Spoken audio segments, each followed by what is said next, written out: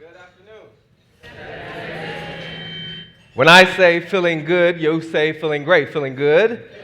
Feeling good? Because I know we can do better than that, I'll do it one more time. When I say feeling good, you say feeling great. Feeling good? Feeling good? If you're ready for some poetry, say word. If you're ready for some poetry, say action. Every nigga is a star. Every nigga is a star. Who can deny that you and I and every nigga is a star? We interrupt this program to bring you breaking news from July of 2020. Netflix announcing the acquisition of several major black television series.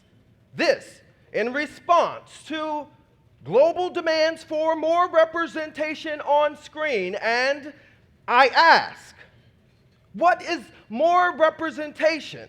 When the most watched video of 2020 was a black man being lynched on Minneapolis asphalt, ain't this already a major black television series? And ain't we already seen this before in every genre? Ain't this already a horror? The way his neck could no longer hold his head above the weight of this wicked white world in action. The way knee turned to weapon, asphalt to casket, Facebook Live turned funeral comedy. The way the world then turns and tells us to be peaceful. What does it mean for more black folk to be more represented on screen when every week a new murder is broadcast live and in action for the whole world to see? See, there's nothing like a black person on screen that'll bring the whole world to its feet. Whether breathing or bloody, real or make-believe, they'll make us believe there is something magical about the way we disappear on screens, and we are tired of going live with more black death in 20, 19, 18, 17, 16. In the criminal injustice system, racially based offenses are considered especially holy. In the United States, the dedicated delinquents who execute these violent crimes are members of an evil squad known as the police department. These are their stories. Bad boys, yo. The bad boys are always doing the murders around here, then calling themselves the heroes. Always calling for backup, scared our holy black bodies gonna get back up. Then tell our family who watched the murder in front of their eyes to back up as the world tell us to pray to God. But nowadays, it seems like even heaven's voicemail is backed up. How long does a black body lie in the sweltering sun before someone calls in the ambulance? In 15, 14, 13, 12, 11. Find out next time on It's Always Sunny in Philadelphia. Except when black suns set in the middle of the street. The earth then gathers around his name, call this an orbit or a rally. His mother's screams are swallowed by the black holes in his body as gravity brings her to the ground. The moon asks, how long? Until the next sun sets in 10, 9, 8, 7, 6. Find out next time on How to Get Away with Murder. Yo, how to get away with murder. It's like going to trial for the bullets that did not kill Breonna Taylor. It's like Joe Biden being called an uncle like he ain't helped lock all hours up. It's like the murdered being put on trial while the murderer conducts the investigation. It's like America in 5, 4, 3, 2.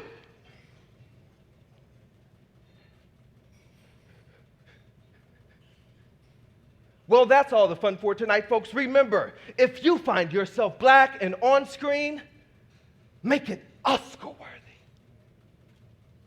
Or they'll murder you, Oscar Grant. And either way, the whole world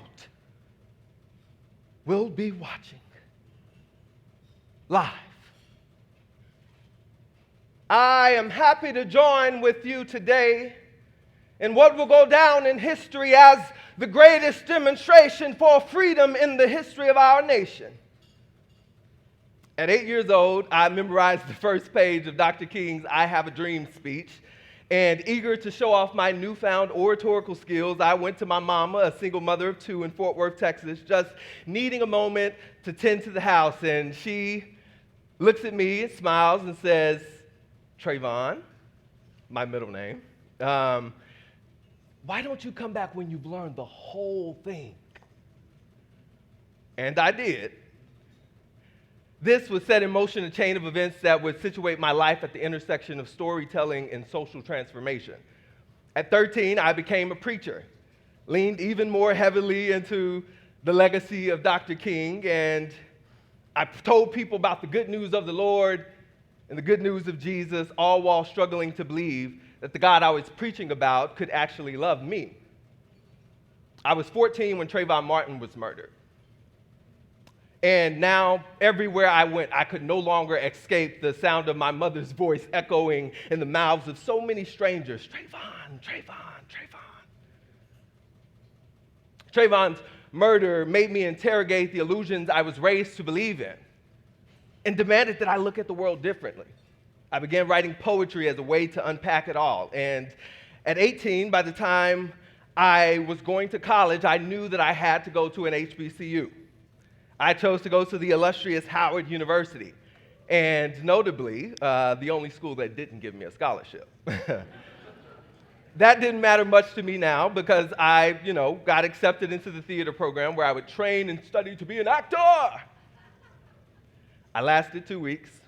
I couldn't imagine working so hard for something and still graduating into an industry of so much uncertainty. And I didn't want people to assume I was gay. I came out later that year anyway, so kind of a moot point, different speech, don't have a lot of time. I was told that I could continue to sing, that I could play the piano, but I could no longer preach the word of God. And at 18, I stopped. This personal reckoning was happening at the same time as America was going under a reckoning of her own. This was the year Donald Trump would become president for the first time. And after inauguration, I found myself swept up into a group of young organizers who together formed what we called HU Resist, a coalition of young students who were incredibly determined to hold Howard University accountable to its mission and to its responsibility to the larger Black freedom struggle.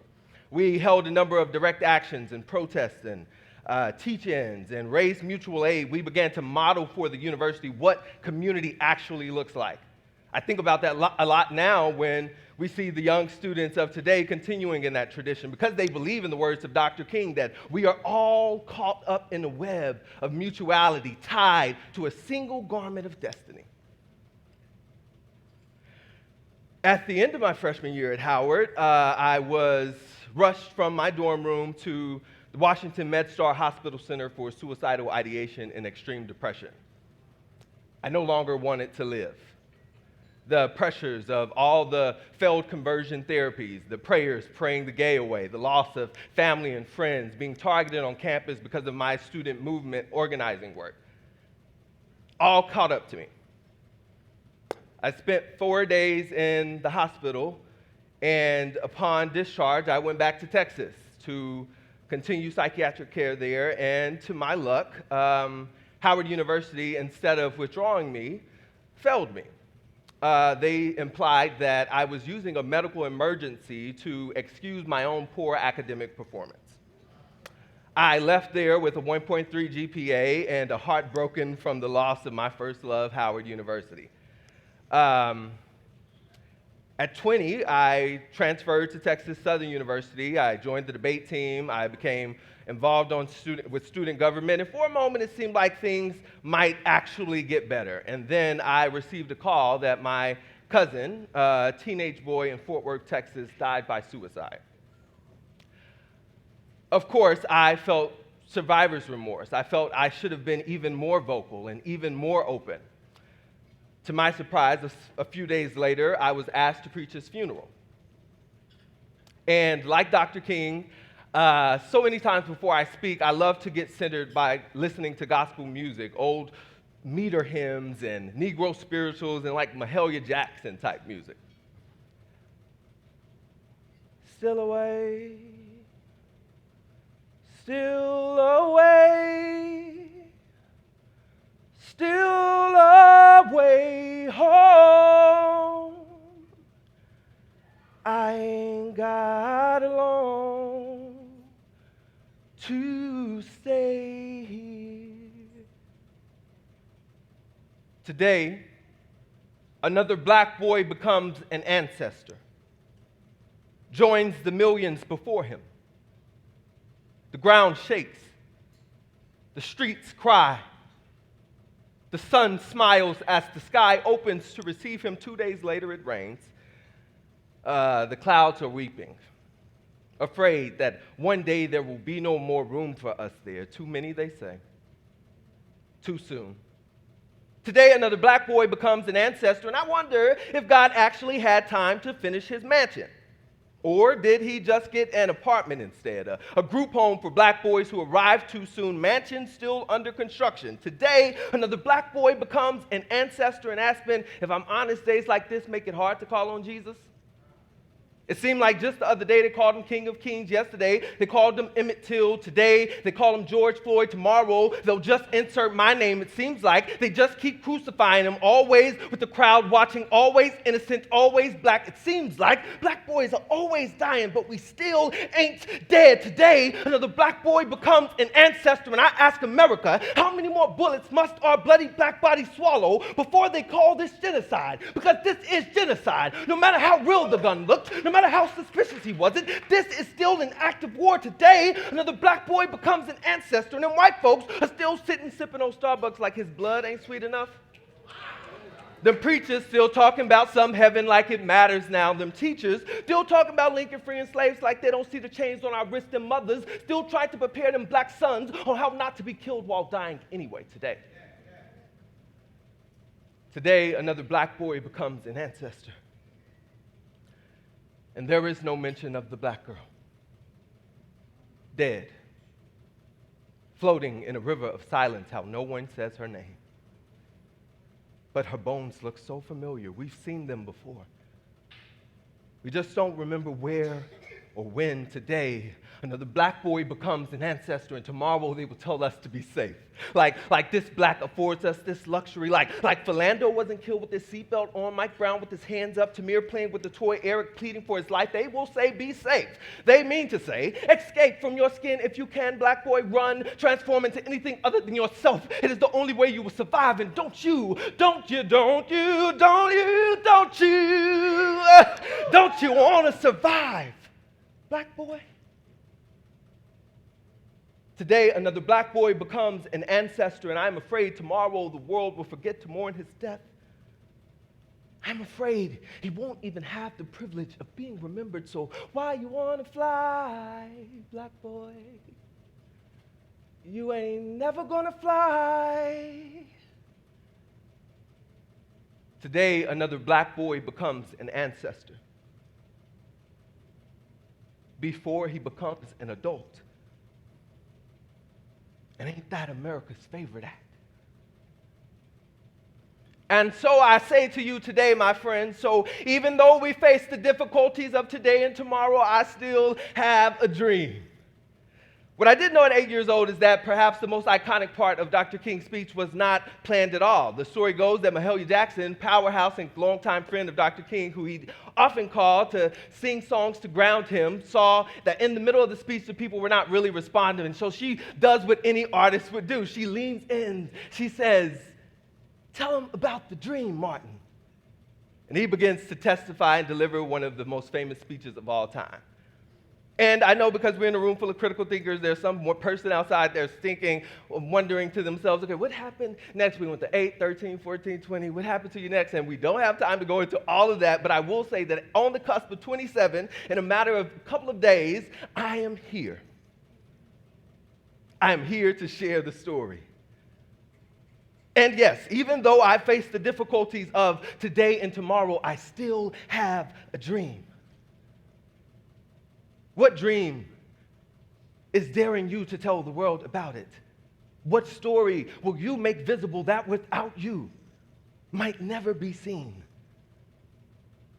Because when this happens, when we allow freedom to ring, when we let it ring from every village and every hamlet, every state and every city, we will be able to speed up that day when all of God's children, black men and white men, Jews and Gentiles, Protestants and Catholics, will be able to join hands and sing in the words of that old Negro spiritual, free at last, free at last. Thank God Almighty. I am free at last. Peace.